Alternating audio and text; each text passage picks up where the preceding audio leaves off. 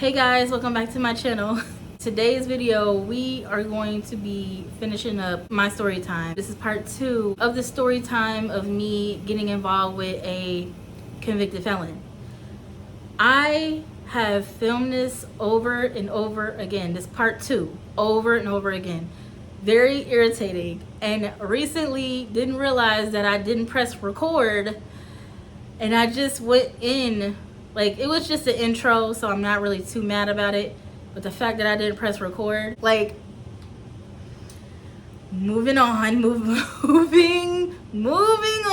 I believe I left off my last story time talking about how this guy, R, used me for, like, clothes, like, to buy him clothes, shoes, and, like, food, and I believe I said I did not buy him no clothes, I did not buy him no shoes.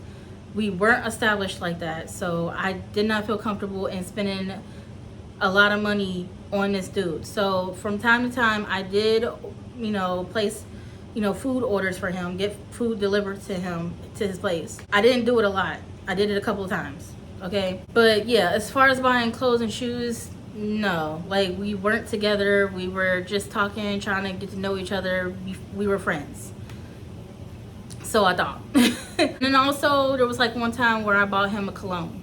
It was 50% off, and I smelled it, and I thought he might like it, and it wasn't a lot of money because it was 50% off, and I was in there already buying myself something. So from time to time, I'll be in places and I'll see something I think my friends might like, and I'll pick it up for them. They do the same thing for me. They always dropping off stuff to my house, like, oh, I was out and I thought you might like this.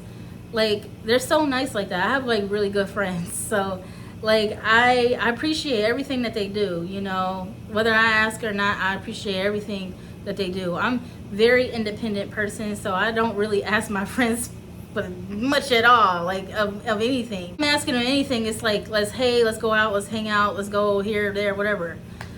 But for stuff, like, for them to buy me things, like, no. I have a job, I make my own money, I have multiple jobs, I make my own money, I can buy my own things. So I'm very, very independent when it comes to stuff like that. Like, and I don't like to be a burden on people, so I definitely don't be asking for anything.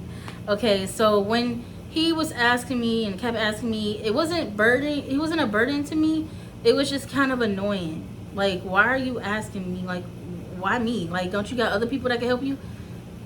From what he said, he didn't have nobody. He said he didn't have no friends in the town. He had, like, one guy friend that he worked with or whatever, so he really didn't have nobody that cared about him in the town. That's what he said. I don't believe he said. Now looking back on it, everything he said, I don't believe anything he said to me. Yeah. The only thing that I remember asking him was, like, from time to time, I'd be like, can you pick me up from work? He would be like, so down to drop me off, but I would ask him from time to time, could you pick me up? Now, me being my independent self, that took a lot out of me to just even ask him that, because I don't drive, and I don't want to drive. I don't drive because I don't want to drive. And if a person wants to get to work, if a person's going to work, they're going to find a way to get there. And I don't care what I got to do. Take a cab, take an Uber, take a Lyft, take a bus, walk. I'm going to get my work one way or another. So I didn't need him to take me to work. I wanted him to pick me up from work sometimes. But did I need him to? No.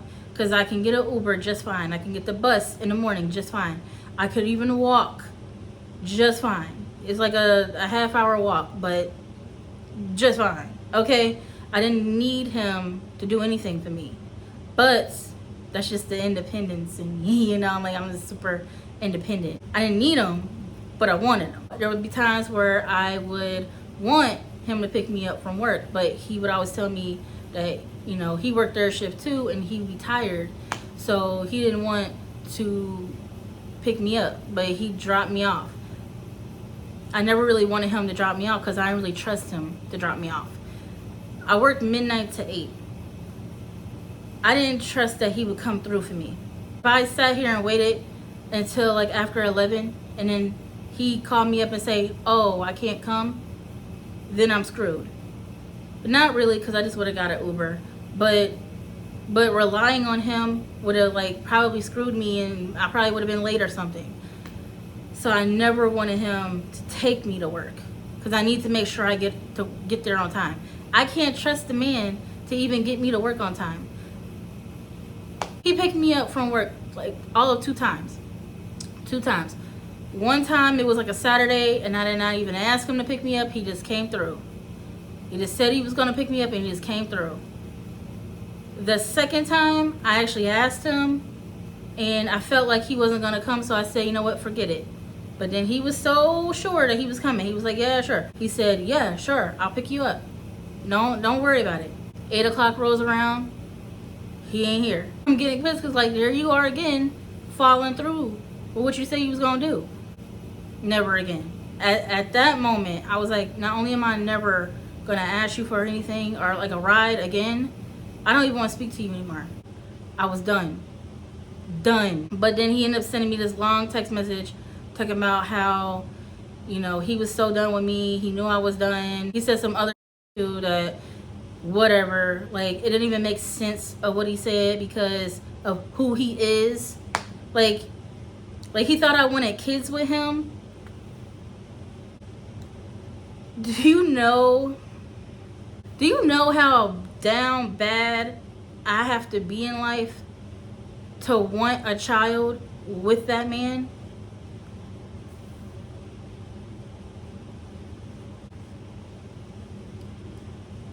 Now, I'm not trying to judge this man from his past, although it looks like that, right?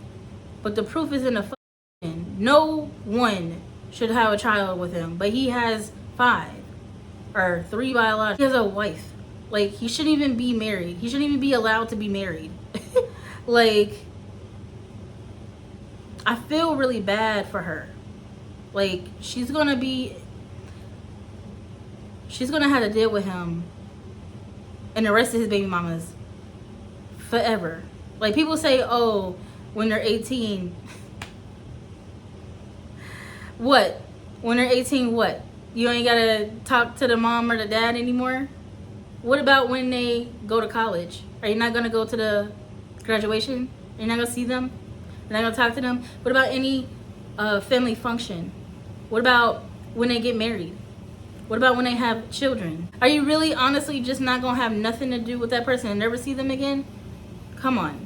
Come on. Anybody with kids, you got kids, you understand. You may not want to have nothing to do with the person, the mom or the dad or whatever, but you got to. Any life event that your children go through, you're gonna have to see the other parent. At some point in time, eventually you're gonna have to see. That's just me. That is just me. Well, all that being said, I truly feel bad for his wife, current wife. I feel bad for her. But it is what it is. I don't feel bad for me because I'm free. I'm free. Not only do I not have kids by this man, I'm not tied to him in any way. Like, after this video, I'm free. I'm free to live my life the way I want to live without this man in my life whatsoever. Free. free. And I can't tell y'all how good I feel. How good it really feels to be free of someone that is just so toxic and so detrimental to your life, and to have them just disappear out of your life. So last year was the most interaction that we ever had, like that we ever known each other. Like I said, we text and maybe like a couple of times and maybe like exchanged pictures like years ago, but last year was the time where I met him in person and we were like friends and getting to know each other, and you know, in person, right? And seeing each other in person. So I would go visit him a lot where he stayed at. I already described where he's staying at. I want to say it was a halfway house. Now that I think about it, it was like probably like a halfway house, because he said it was either be there or be at work release, because he was on probation and he was on house arrest. So odds are that was a halfway house. that I was describing. And I didn't even know they had something like that in this town. Because the town is so small. This is a really super fucking small. Like, I didn't even know they had that type of situation here. But they did. And he was able to have a little hole in a wall all to himself. But it was disgusting. I already talked about it. Don't want to waste no more time on it.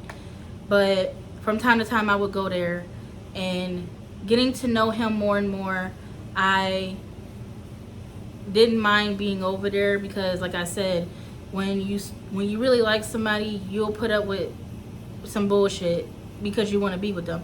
I wanted to be with them at the time, and so I put up with all the bullshit that was going on over there. So yeah, there'd be times where I even wanted to stay the night with him. I look back at that and just thinking that, and I'm like, I was so delusional. Why? Like, clarity didn't come to me until after we stopped talking. I looked up some things, but I didn't keep scrolling in his histories, and I really regret not scrolling, you know, all the way down to the end. Like back last year. It doesn't matter. It doesn't matter, because all that's over now. All of it's done. It's over now. Thank God. Thank the Lord. Last year, I would go visit him a lot, and what we would talk about, be like, you know, he was trying to kick off his own business. He wanted to work for himself. That was like a big thing that he wanted. He didn't want to report to, you know, under nobody, report to somebody. He wanted to work on his own, be his own boss. And I commended that. I supported that 100%. However, with this YouTube stuff, like, technically you can be your own boss with YouTube, but you still gotta follow YouTube guidelines so that you can get paid and be monetized, okay? So yeah, I commended the working for yourself, but I actually like working for a business. And, you know, like, working for yourself isn't all that what it's cracked up to be. Like there's a lot of work in working for yourself that you're responsible for. Like with YouTube, you gotta do your own YouTube taxes. Like, and then a lot of people don't consider YouTube a job, even though it's an internet job. They don't consider it. They consider it a hobby. So it's kind of hard figuring out taxes with YouTube. At least for me, it is. And so, like, but with a company, they send you W-2s in the mail. Basically has all your information all sorted out for you, and you could just take it to like TurboTax or any tax professional, and they will figure it out. YouTube is online. It's a bit different. It's a bit different. Okay. So it's a lot of work working for yourself. Okay. And the work never stops. Like, day and night you're trying to think of ideas, and you don't have a lot of free time.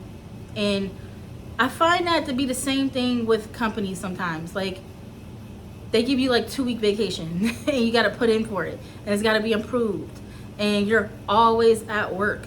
You're barely at home or barely able to do anything fun.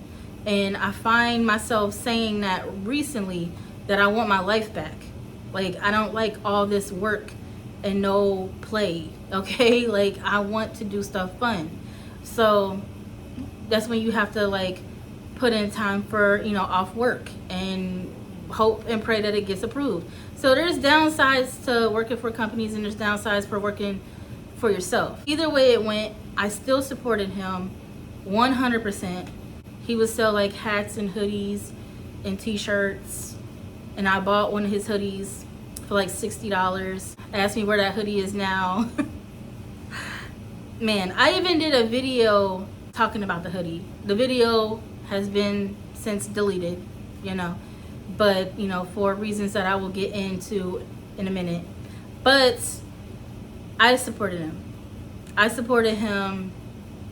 don't want to talk down on his wife, but I feel like I supported him way more than she ever did. And saying that, because not even knowing him that long, I gave him ideas for his business. I bought his merchandise. I supported him through my YouTube channel and talked about his merchandise. Had a link to his store so that people can buy from there. I got emails from people wanting to buy from there, but they were having issues with the website.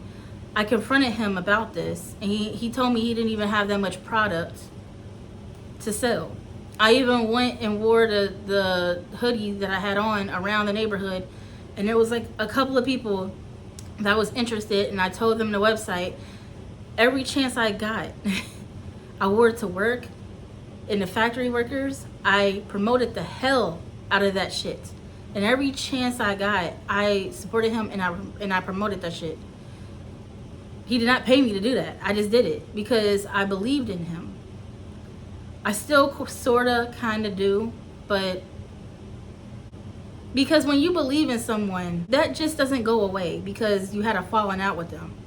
I still believe in him. I still believe that he has it has potential to go far if he puts in the work and the dedication and the energy and the know-how into doing it the right way. I believe he can succeed with that business. However, there's a couple of things that I noted right off the jump, in my personal opinion, that told me that he would fail. So that's why I say I believe in him for the most part, but a part of me still felt like he was gonna fail. I knew he would. And it's not to talk down on him. It's just because of the way he went about the situation. Anyone that starts up a business, like off the rip. I've had friends that started up lash businesses.